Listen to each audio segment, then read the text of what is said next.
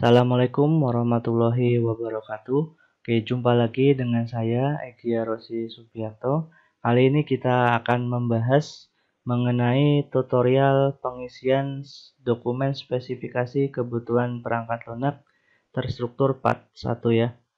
Di mana terdapat perlu diketahui dulu ada dua jenis SKPL. Yang pertama ada SKPL terstruktur seperti yang akan kita bahas. Kemudian yang kedua ada SKPL Object Oriented. Nah, kita fokus dulu pada SKPL terstruktur ya. Oke, kita buka dulu dokumennya. Nah, ini template yang sudah disediakan. Oke, bagaimana cara mengisinya? Oke, yang pertama kita lihat di halaman pertama di sini halaman identitas dokumen ya. Di sini ada kode SKPL, ini merupakan dokumen spesifikasi kebutuhan perangkat lunak. T ini kode dari terstruktur ya, karena ada dua tadi saya bilang ada SKPL terstruktur dan ada SKPL Object Oriented. Oke, untuk kode XX ini bisa kita ganti dengan nomor kelompok kita. Misal kelompok saya 07, maka diganti 07.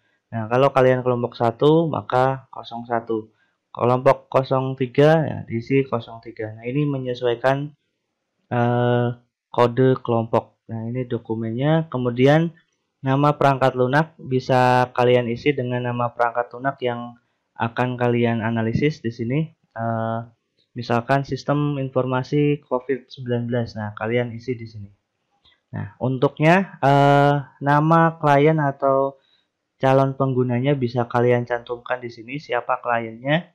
Misalkan kalau softwarenya public bisa kita tulis untuk masyarakat umum, atau kalau misalkan private kalian tuliskan nama kliennya, instansinya atau organisasi yang kalian buatkan perangkat lunaknya. Kemudian dipersiapkan oleh kalian tulis di sini nomor grup anggota. Di sini anggota ini bisa menuliskan NIM dan nama dulu, misalkan kelompok 1, kemudian ditulis NIM nama di sini. Nah, urut ya, disesuaikan. Oke.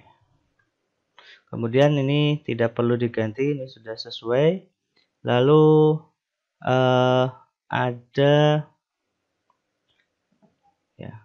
ada footer di sini nomor dokumen SKPL part 1. Nah, ini tidak perlu diganti ya. Nomor dokumen SKPL T XX ini nomor grup. Nah, tadi menyesuaikan misalkan kelompok 7 maka ditulis kelompok 7, ininya dihapus. Nah, ini dihapus. Lalu nomor revisi karena masih awal maka ini kita kasih strip saja. Nanti untuk revisi selanjutnya bisa diisi dengan huruf A, B, C, D dan seterusnya ya. Revisi A berarti revisi pertama, kemudian revisi B berarti revisi kedua. Lalu untuk halaman di sini ini merupakan halaman pertama dari semua jumlah halaman. Nah, jumlah halaman misalkan nanti ada 90, maka kita tulis 1 dari 90 halaman. Kemudian tanggal, nah ini tanggal ini diisi tanggal misalkan pembuatannya hari ini. Kita isi 14 Mei 2020. Nah, itu untuk halaman pertama ya. Ini tidak perlu diganti. Kalau mau ganti logo Audinus dengan yang berwarna silakan ya. Kemudian halaman kedua ini ada daftar perubahan. Jadi daftar perubahan ini untuk pembuatan pertama kali kita tidak perlu isi ya. Daftar perubahan ini diisi ketika sudah ada revisi dari dosen pengampu. Nah, sebagai contoh di sini nah, ada daftar perubahan. Berarti daftar perubahan ini terjadi ketika sudah direvisi ya dari dokumen pertama. Tapi karena dokumen pertama ini belum ada revisi maka kosong dulu. Ya, silakan dikosongkan. Lalu, ini dokumen pertama ditulis oleh kelompok, misalkan kelompok 7. Nah, diperiksa oleh nama dosen pengampunya, silakan ditulis di sini. disetujui olehnya, nama dosen pengampunya juga ditulis. Kalau misalkan kotaknya kurang besar bisa kalian perbesar di sini. Nah, disesuaikan ya, biar rapi. Nanti jumlah ininya juga sama.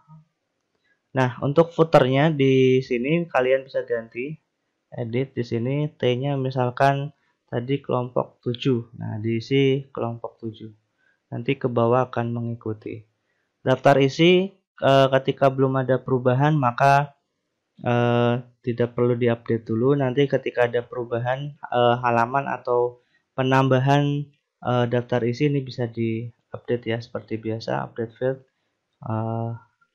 number only atau tabel secara keseluruhan. Nah, untuk part 1 SKPL terstruktur ini kita perlu mengisi sesuai instruksi adalah tabel sampai dengan diagram konteksnya. Kita isi sampai sini. Nah, ini part 1, nanti part selanjutnya dari 322 sampai 372. Nah, setelah ini kalian bisa menambahkan daftar isi, boleh ada daftar tabel dan daftar gambar. Nah, nanti ada beberapa tabel dan gambar, maka kalian harus buat daftarnya di bawah dari daftar isi ya. Kemudian, nah kita masuk ke poin pertama, ada pendahuluan. Nah, di sini tujuan penulisan dokumen. Tuliskan dengan ringkas tujuan dokumen SKPL ini dibuat, digunakan oleh siapa. Oke, saya ke contoh di sini. Nah, tujuan penulisan dokumen. Nah, ini seperti ini ya. Contohnya tadi ada daftar gambar dan daftar tabel. Nah, tujuan penulisan dokumen kalian tulis. Ini sudah saya sediakan contohnya. Dokumen spesifikasi perangkat lunak ini bertujuan, nah dan seterusnya. Lalu yang kedua ada lingkup masalah. Ini ditulis dengan ringkas nama aplikasi dan deskripsinya. Ya, sudah ada contohnya juga di sini untuk sistem ATM. Nah, lingkup masalah juga sudah ada.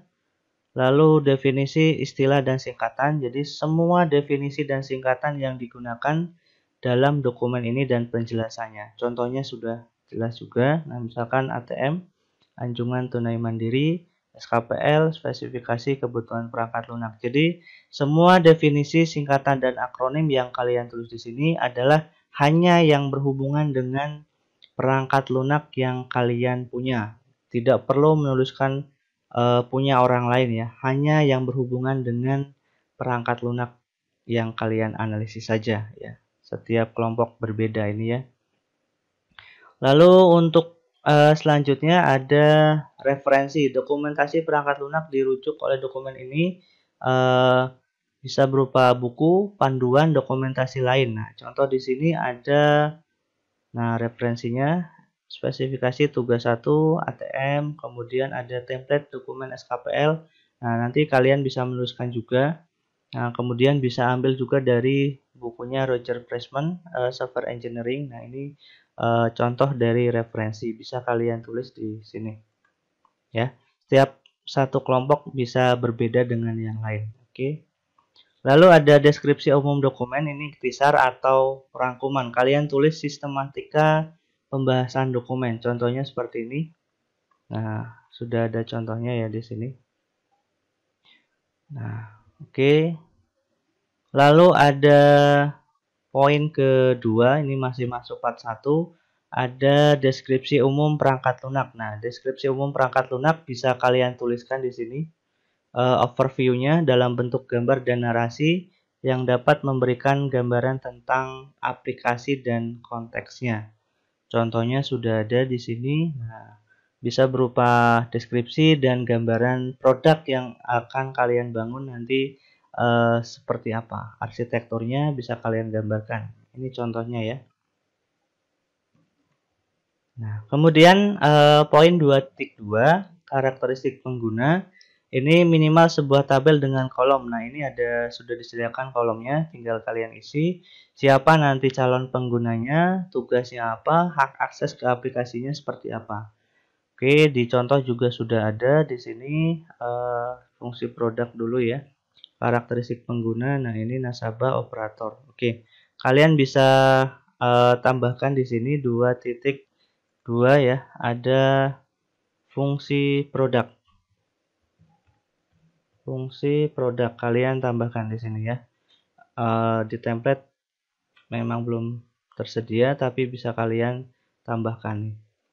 Ini tambahkan sendiri ya. Fungsi produk nanti ketika menambahkan di sini otomatis di daftar isi juga harus diupdate ya. Nah, kemudian ada batasan. Nah, ini sudah ada penjelasan apa isinya. Contohnya juga sudah ada. Nah, ada asumsi kebergantungan. Nah, mungkin ada sedikit perbedaan ya antara template dengan contoh, tapi kalian bisa menambahkan atau bahkan misalkan mengurangi yang tidak perlu ya. Tapi sesuai dengan kalau bisa sesuai dengan template di sini. Oke, isi templatenya, tapi tadi bisa kalian tambahkan contohnya adalah fungsi produk. Nah, fungsi produk ini bisa berupa penjelasan seperti ini tadi. Lalu ada fungsi utamanya kalian tulis, ada kodenya juga di sini.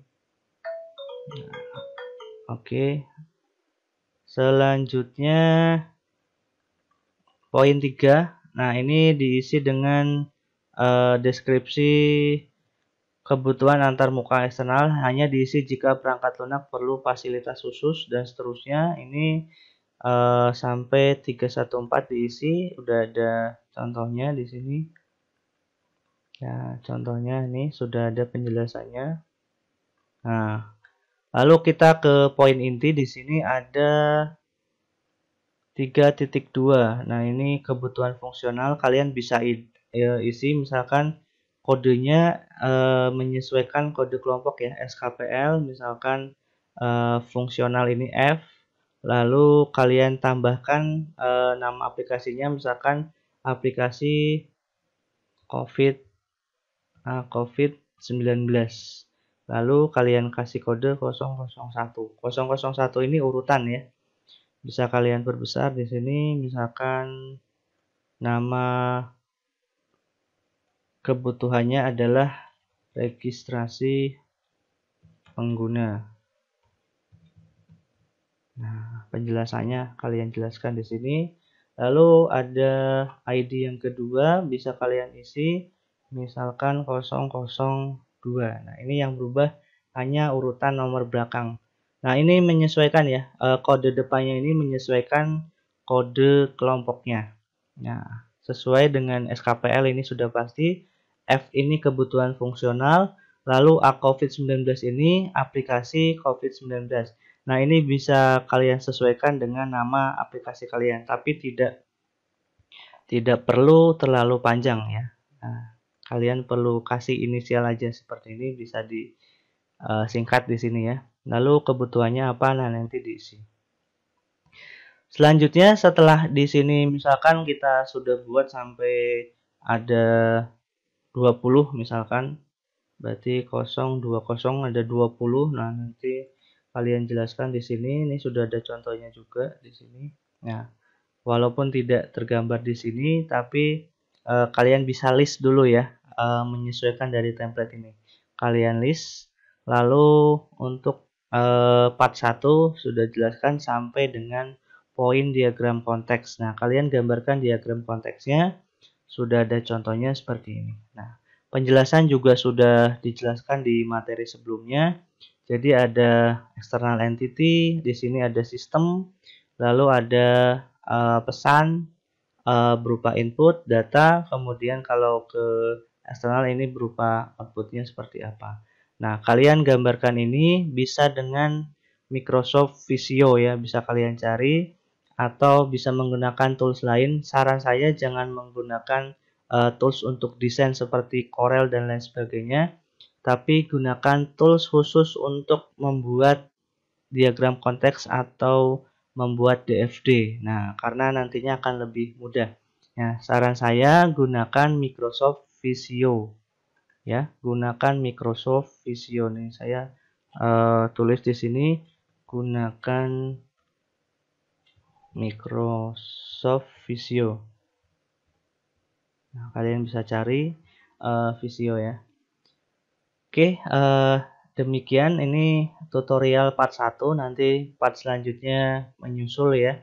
Kalian bisa mengerjakan sampai sini dulu, nanti part 1 ini akan dikoreksi sesuai dengan jadwalnya. Oke, demikian yang dapat saya sampaikan.